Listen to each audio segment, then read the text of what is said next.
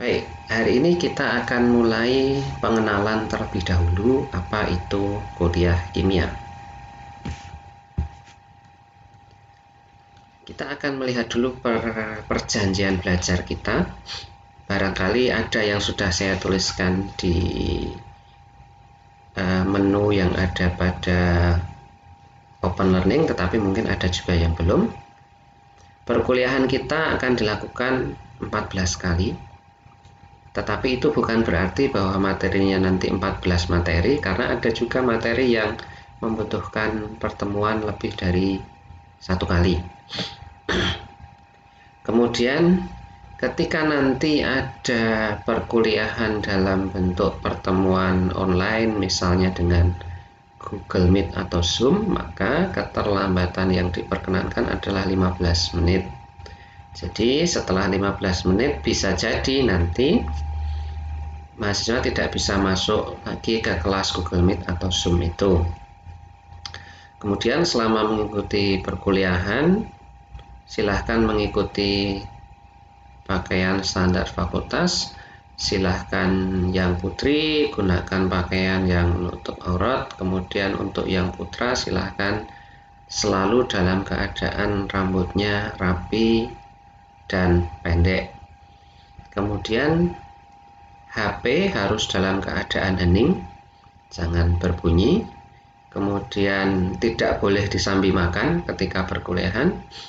Kemudian selama perkuliahan, baik itu dengan Google Meet, Zoom, atau hanya lewat Open Learning, silahkan disiapkan kalkulator dan susunan berkala unsur. Kalau Anda sudah punya buku atau masih punya buku kimia SMA atau SMK, di buku itu pasti ada susunan berkala unsurnya. Jadi silahkan itu saja yang dipakai. Kemudian selama perkuliahan jangan mengganggu teman. Misalnya kemudian saling berkirim WhatsApp gitu. Jangan. Nantilah kalau sudah selesai perkuliahan silahkan. Kemudian segeralah memilih penanggung jawab kelas kimia. Nah, ini insya Allah setiap kelas saya yakin sudah ada penanggung jawabnya. Kemudian kisaran nilainya nanti kurang lebih UTS itu 30-35%, UAS 30-35%, kemudian tugas dan presensi sekitar 25-35%. Nah, biasanya yang saya pakai mungkin bisa jadi berbeda dengan yang dipakai oleh Pak Haryoto. UTS-nya 30%, UAS-nya 35%, jadi totalnya 65%. Kemudian tugas dan presensinya 35%. Nah, tugasnya itu bisa beberapa jenis. Untuk tugas pertama yang sudah saya sampaikan di Open Learning adalah kalian membuat perkenalan diri dan menyampaikan kira-kira metode pembelajaran seperti apa yang menurut kalian paling pas. Selain itu nanti akan ada beberapa kuis, jadi saya akan menyiapkan beberapa soal, silahkan diisi secara online. Nah, bahan bacaannya, kalau masih punya buku kimia SMA atau SMK, itu masih bisa dipakai semua, jadi jangan disingkirkan, jangan diwariskan ke orang lain. Kemudian nanti kalau sudah bekerja tidak dari rumah, tidak belajar dari rumah, silahkan sering-sering jalan-jalan masuk ke perpustakaan untuk juga belajar di sana. Kemudian banyak video pembelajaran di YouTube, entah itu video pembelajaran dari Indonesia atau dari luar negeri, atau bahkan video pembelajaran SMA, itu masih bisa kita manfaatkan. Di beberapa modul atau materi bisa jadi nanti saya akan menyampaikan beberapa video pembelajaran yang bisa kita manfaatkan untuk memperkaya pembelajaran kita. Berikutnya pahamilah bahwa materi dari dosen itu hanya sebagian sangat kecil. Jadi kalau kita belajar tetapi hanya mengandalkan materi dari dosen itu masih sangat kurang. Jadi silahkan memperkaya pengetahuan dengan belajar dari tempat lain. Aduh, mohon maaf, ini saya masih ketikanya masih belum saya edit, harus bisa menggunakan open learning. Jadi nanti pembelajaran kita karena masih harus work from home, study from home, maka kita harus menggunakan open learning. Nah, nanti ketika kita punya kesempatan berlatih di lab, insya Allah mudah-mudahan nanti akhir tahun pandemi ini berakhir, maka manfaatkan kesempatan untuk belajar dan berlatih di lab kimia juga. Bahan bacaan nanti akan saya masukkan di menu referensi. Tapi seperti saya sampaikan tadi, buku pelajaran kimia SMA atau SMK itu masih bisa dipakai. Jadi jangan disingkirkan.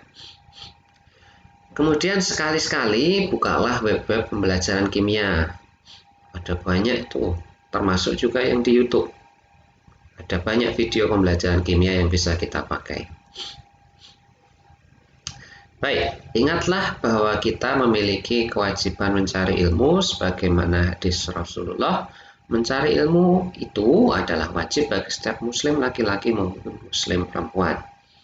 Kemudian ingatlah bahwa menginginkan kebahagiaan di dunia dan akhirat harus dengan ilmu.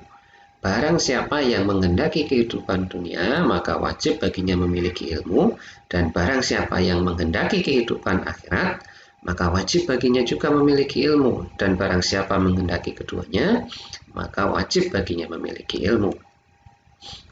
Kemudian ingatlah, ketika kalian berjalan keluar atau tetap tinggal di rumah tetapi kalian saat itu sedang mencari ilmu, maka kalian berada di jalan Allah. Mudah-mudahan 3 hadis ini bisa memotivasi kita, bisa menjadi pengingat bagi kita untuk terus-menerus mau belajar dan mencari ilmu. Baik. Sekarang kita akan masuk ke pengenalan kimia. Kita akan belajar tentang, ketika kita belajar kimia ini, di pertemuan ini kita akan belajar tentang hakikat ilmu kimia dan ruang lingkupnya, hubungan ilmu kimia dengan ilmu lainnya, dan nanti di forum atau di kelas praktikum kalian akan belajar tentang apa itu lab, apa itu peralatan. Kemudian nanti kita juga akan ada sesi khusus untuk keselamatan kerja, dan juga sesi nanti mungkin insya Allah di pertemuan kedua kita sudah mulai masuk tentang pembelajaran tentang bahan kimia. Baik, itu video kedua kita. Nanti akan saya lanjutkan dengan video berikutnya. Terima kasih. Kita sekarang mulai masuk ke materi kita. Kita mulai dengan sebuah pertanyaan. Sejauh mana Anda selaku lulusan SMA atau SMK itu memahami apa itu kimia? Coba direnungkan pertanyaan ini. Apakah bahan kimia itu identik dengan bahan berbahaya? Apakah air bisa berbahaya? Apakah oksigen bisa berbahaya? Ternyata semua bahan itu akan berbahaya. Yang pertama, kalau jumlahnya kurang dari yang ditetapkan. Misalnya kita kekurangan oksigen, itu berbahaya. Tapi bahan juga bisa berbahaya ketika jumlahnya lebih dari yang ditetapkan oleh Allah SWT. Misalnya ruangan kita terlalu penuh dengan oksigen, itu juga bisa berbahaya. Kenapa? Semakin banyak oksigen, semakin besar resiko kebakaran. Nanti selama kita belajar kimia, kita juga insya Allah kita akan pahami statement ini, mengapa yang jumlahnya kurang atau lebih itu bisa jadi berbahaya. Berikutnya, mestinya seluruh ilmu dan teknologi itu dipelajari untuk meningkatkan kesejahteraan manusia dan kebaikan alam. Oleh karena itu, kita mestinya memanfaatkan ilmu kita untuk memperbaiki kesejahteraan manusia dan kelestarian alam. Dari Abu Hurairah, Nabi Shallallahu Alaihi Wasallam pernah bersabda, semangatlah dalam hal yang bermanfaat untukmu dan minta tolonglah pada Allah dan jangan malas. Berikutnya perhatikan hal berikut. Di situ ada 3 gambar. Ada kertas koran yang terbakar, ada seseorang yang sedang menarik nafas, dan ada seorang anak kecil yang sedang makan buah. Semua ini, api yang membakar kertas, proses kita bernafas, oksigen masuk ke dalam tubuh, makanan yang kita konsumsi, seluruhnya melibatkan ilmu kimia. Jadi kita sekarang sudah mulai bisa membayangkan hampir semua fenomena alam yang terjadi di sekitar kita itu melibatkan ilmu kimia. Nah, sekarang mari kita masuk ke definisi ilmu kimia. Seluruh kegiatan kita bersinggungan dengan kimia. Jadi, ilmu kimia merupakan bagian dari ilmu pengetahuan alam yang mempelajari materi. Di situ terliputi ada struktur, ada sifat dan perubahan materi, serta energi yang menyertainya. Kebetulan untuk kita yang belajar di program studi ilmu gizi, kita hanya akan melihat struktur, sifat, dan perubahan. Untuk energi yang menyertai perubahan itu mungkin lebih banyak dipelajari oleh rekan-rekan kita yang belajar kimia MIPA atau teknik kimia. Nah, dengan belajar ilmu kimia, kita juga akan dapat mempertahankan manfaat sebuah bahan atau meningkatkan kemanfaatannya. Terutama kalau kita bicara gizi, ketika kita mengolah produk pangan tertentu. Nah, ini kurang lebih gambarannya. Jadi ketika kita belajar kimia, kita akan belajar susunan, struktur, materi, sifat materi, perubahan, serta energi yang menyertai perubahan. Kemudian ketika kita belajar kimia, kita tidak akan bisa lepas dari beberapa eksperimen. Dan untuk melaksanakan eksperimen itu, kita memerlukan metode ilmiah. Metode ilmiah ini bisa kita pakai untuk memecahkan sebuah masalah. Metode ilmiah nanti akan banyak kita praktekkan di praktikum kimia. Sementara susunan, struktur, sifat, dan perubahan materi itu nanti selain di praktikum juga akan kita pelajari di teori kimianya. Sekarang mari kita lihat ruang lingkup kimia. Ilmu kimia adalah bagian dari ilmu pengetahuan alam, dan sejak sekarang mulailah berpikir bahwa alam ini terbentuk berfungsi dengan baik untuk manusia itu adalah kesatuan dari ilmu kimia, ilmu fisika, dan ilmu biologi. Jangan kemudian berpikir terpisah-pisah. Karena pada kenyataannya ilmu kimia, ilmu fisika, dan biologi pada hampir semua fenomena alam itu bekerja bersama-sama, terutama di bumi ini. Mungkin kalau yang di luar angkasa fenomenanya bisa jadi karena tidak ada makhluk hidup, ya berarti fenomena biologi tidak terlibat di situ. Baik. Saya yakin di SMA Anda sudah mempelajari banyak hal, karena itu kita sebagian besar materi kita itu hanya mengulang saja. Kemudian nanti ada beberapa pengalaman baru yang mungkin nanti akan bisa memperkaya pengetahuan Anda tentang kimia. Baik, apa itu ilmu kimia? Ilmu kimia adalah ilmu yang memahami dan merekayasa materi. Karena itu kita sangat perlu memahami struktur, susunan, serta sifatnya. Selain itu, kita juga mempelajari perubahannya. Dulu ketika kita belajar kimia di SMA, kita sudah mengenal ada istilah unsur, senyawa, kemudian rumus kimia, kemudian ada atom, ion, molekul, kemudian ada sifat intensif dan ekstensif, serta sifat fisik dan kimia. Kemudian kita juga sudah belajar tentang beberapa perhitungan reaksi, kadar, dan lain-lain. Nah, ini ada sebuah contoh yang mudah-mudahan cukup menarik. Sebentar.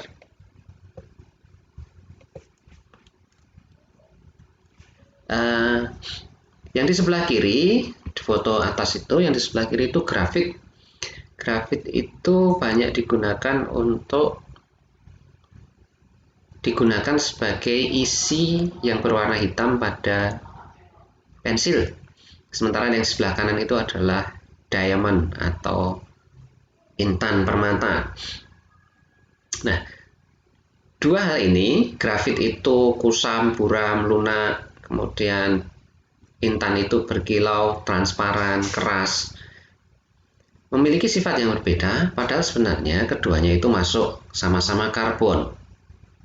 Nah, ada satu yang menarik nih, bagaimana grafit atau karbon atau arang berubah menjadi intan atau permata. Kita lihat videonya Superman, salah satu adegan di film Superman ini. Sure, Superman. It is Superman, ain't it? Are you kidding? Didn't you see us fly out of the sky? I was hiding in my head. Is it Superman? But we're the only superman who can fly. Is it Superman? Just right.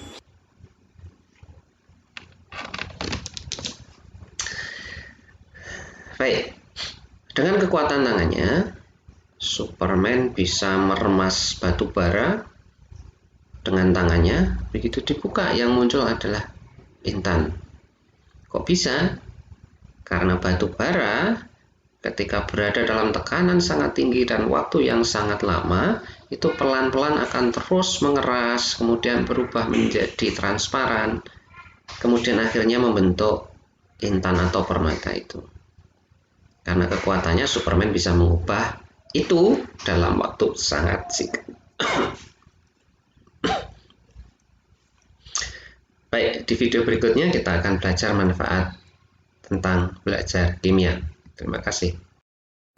Baik, kita masuk ke materi berikutnya, manfaat belajar kimia. Ingat, belajar kimia tidak hanya sekedar kemudian nanti kita bisa mendapat nilai A, mendapat nilai sempurna, tapi mari kita dengan belajar kimia ini kita bisa mulai untuk memahami peristiwa alam, kemudian belajar tentang kemampuan mengendalikan berbagai peristiwa alam, kemudian mengubah bahan alam menjadi bahan yang lebih bermanfaat. Tapi ingat, ketika kita mengubah sesuatu, ada dua yang mungkin akan kita hadapi, manfaat yang lebih besar atau bisa juga dampak negatif. Jadi kita harus sangat berhati-hati ketika mengubah bahan alam. Kemudian yang keempat, membentuk sikap dan perilaku untuk memecahkan masalah secara ilmiah dan sistematis. Kemudian yang terakhir, semakin mengagumi dan mencintai Allah Subhanahu wa Ta'ala. Ini sedikit di sebelah kanan itu ada gambar, di atas itu CFC. CFC itu adalah bahan yang dulu digunakan sebagai pendingin pada kulkas atau AC. Tapi ternyata setelah beberapa tahun dipakai, manusia baru sadar bahwa CFC ini memiliki resiko merusak ozon. Kemudian yang di bawah itu adalah gambar penyemprotan DTT, diklorodivinyl trichloroethan. Dulu banyak digunakan sebagai bahan untuk membasmi hama atau serangga, tapi pada kenyataannya ini membawa efek sangat buruk bagi kesehatan manusia. Informasi tentang ini silahkan dicari lebih lanjut di sumber yang lain. Kemudian misalnya ini, mungkin Anda pernah melihat nih bagaimana membuat sabun. Nah, sabun itu dibuat dari minyak. Kita lihat dulu videonya. Minyak jelantah itu tidak boleh dibuang karena minyak jelantah itu sudah terkontaminasi karena bekas kan. Kalau dibuang ke saluran air itu akan terjadi gumpalan-gumpalan lemak sehingga tersumbat, dan lama kelamaan sumbatan gumpalan minyak itu, lemak tersebut akan tersalurkan ke danau, akhirnya ujung-ujungnya adalah ke air sumur atau ujung-ujungnya juga ke air laut. Air lautnya akan terkontaminasi. Sebenarnya tidak ada tingkat kesulitan untuk membuat sabun minyak jelantah karena semua alat dan bahannya yang ada di rumah. Kalau membuat dari proses sampai akhirnya jadi curing itu sekitar 30 menit.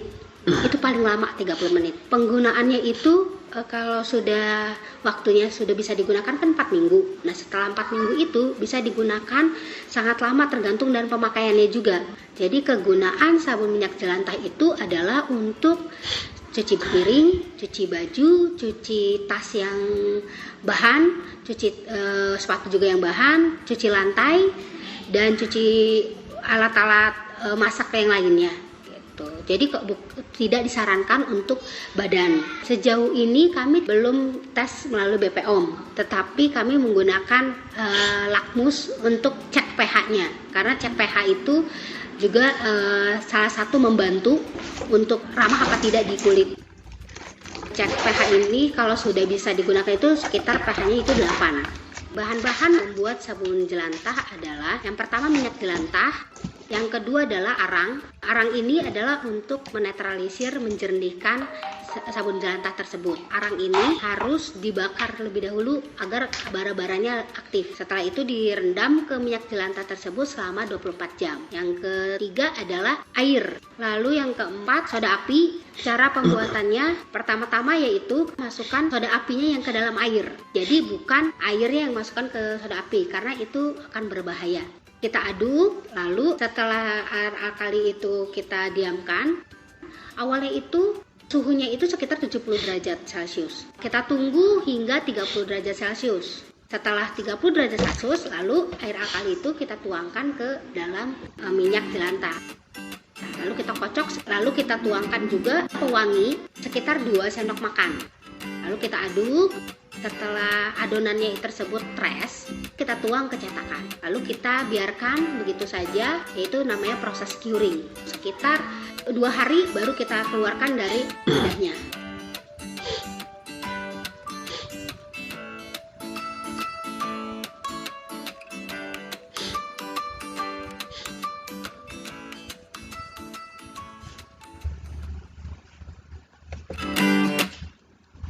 Baik, sekarang apa hubungan ilmu kimia dengan ilmu pengetahuan alam yang lain?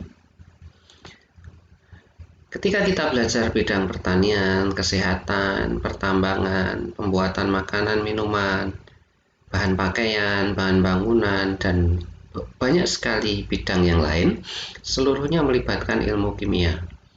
Bahkan sering juga kita lihat di film-film ketika pihak kepolisian memecahkan sebuah kasus, itu juga menggunakan ilmu kimia.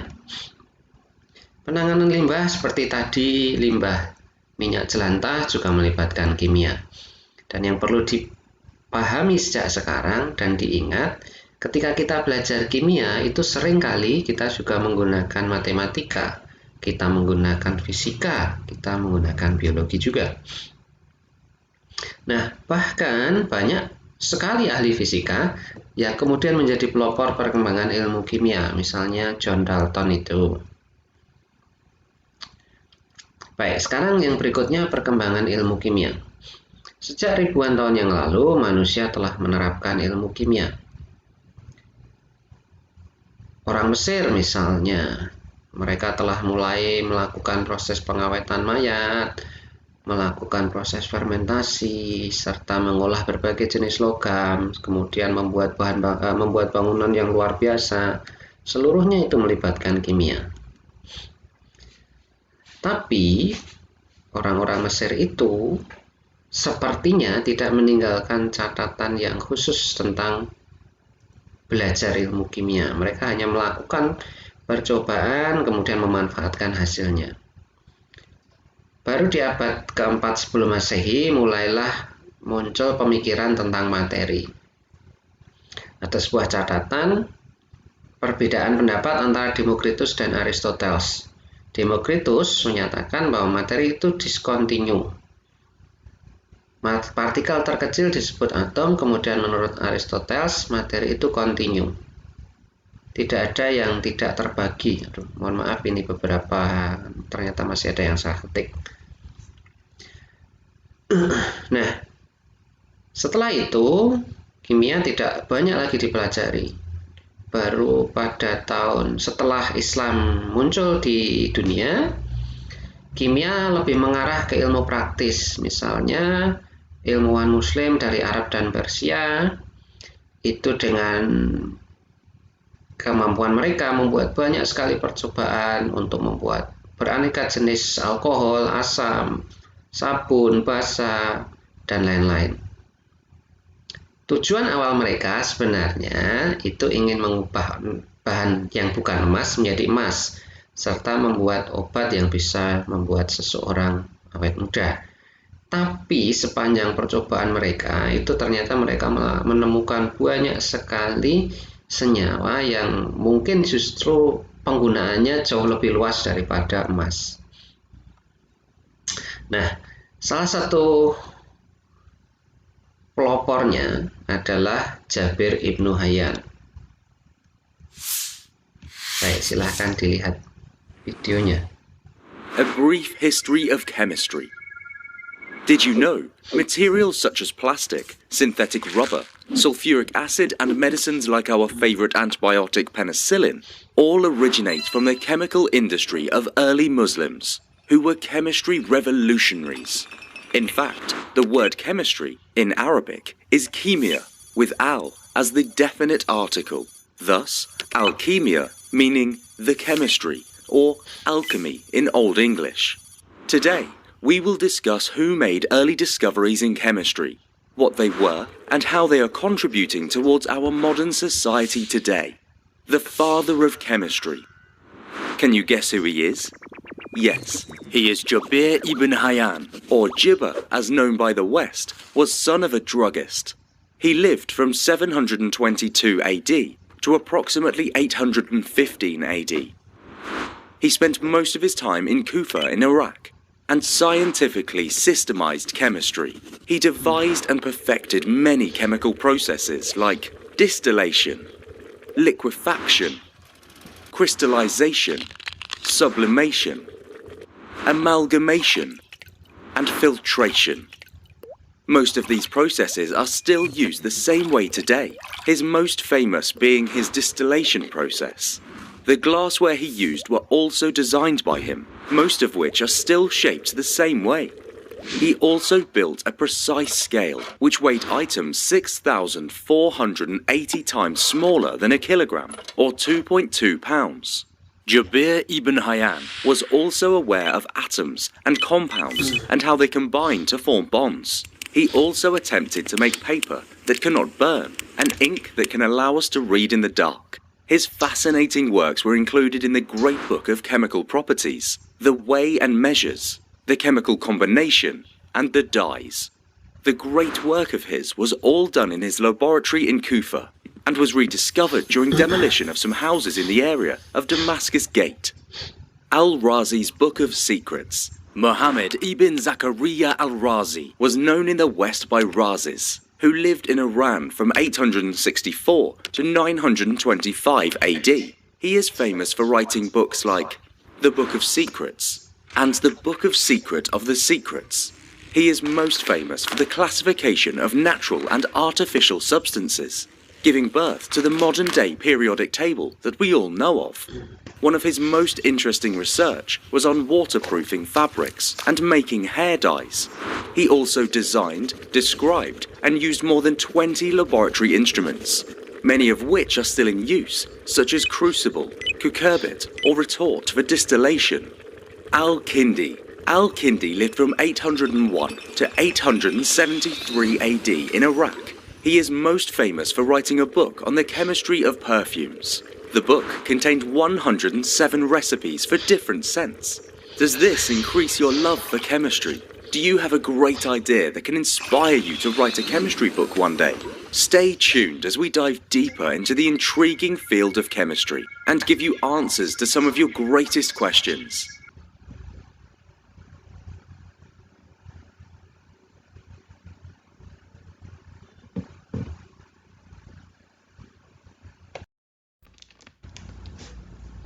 Baik, kimia modern.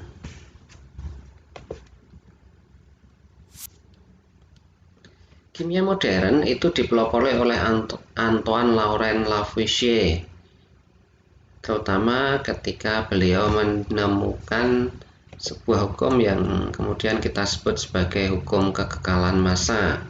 Karena dari hukum inilah kita sekarang sepakat bahwa ketika reaksi terjadi,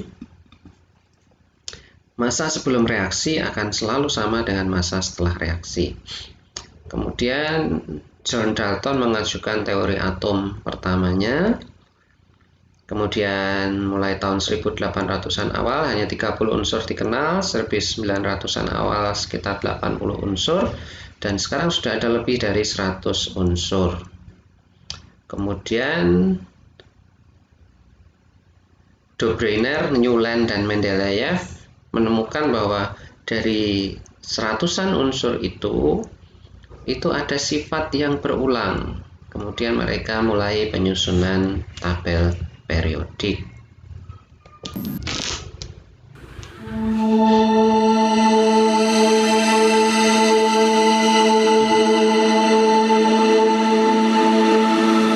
We all know that matter can exist in the form of elements, compounds, and mixtures. When elements were discovered, a proper classification was required for their easier and better understanding. Many scientists adopted different ways to classify them. They tried to find out some pattern or regularity in the properties of elements.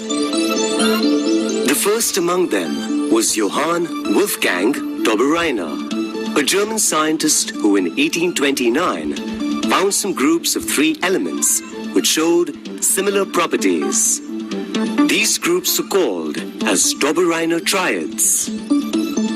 Here, if we have a look at triad table, we can see that the atomic mass of the middle element is approximately the mean of the atomic masses of the other 2 elements.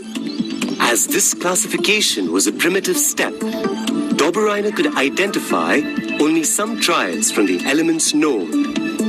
Other triads did not obey the rule. Hence, the system of triads was not useful. After the failure of Dobrynin's triads, the next attempt to classify elements was done by British chemist Newlands. By this time, 56 elements were discovered.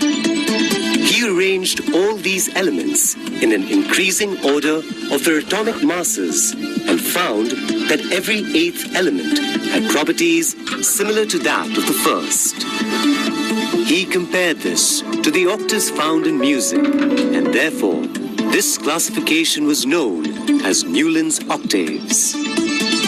However, this classification had its own share of shortcomings, the main points being that Newland could arrange elements only up to calcium out of the total 56 elements known, after which the elements did not show similar properties. Also later, several new elements which did not feature in Newland's classification were discovered. After the failure of Newland's octaves, Dmitry Ivanovich Mendeleev, a Russian chemist, put forward a periodic table that was called Mendeleev Periodic Table. Mendeleev examined the relationship between the atomic masses of the elements and their physical and chemical properties. He believed that atomic mass of element was the most fundamental property in classifying the elements. He arranged the known elements in the increasing order of their atomic masses and their properties, and thus created the first periodic table. containing 63 elements, till then known as Mendeleev's periodic table. Mendeleev's law states that the physical and chemical properties of elements are a periodic function of their atomic masses. In the Mendeleev's periodic table, the horizontal rows in the periodic table are called periods. There are in total 7 periods. The vertical columns in the periodic table are called groups. There are 8 groups, numbered from 1 to 8. Baik, berikutnya sedikit tentang metode ilmiah. Ketika nanti kalian membuat laporan praktikum, itu adalah salah satu dari hal yang kita sebut sebagai karya ilmiah. Karya ilmiah itu membutuhkan proses pengumpulan data untuk menjawab pertanyaan guna memecahkan masalah. Nah, ketika kita nanti melakukan praktikum, maka kita harus menemukan dulu masalahnya apa. Kemudian di beberapa mata kuliah atau mata praktikum mungkin kita perlu membuat hipotesis. Kemudian setelah itu kita mulai mengumpulkan, menganalisis data. Nah, kebetulan untuk praktikum kimia berarti kita harus menggunakan eksperimen. Kemudian yang terakhir menginterpretasikan data dan membuat kesimpulan.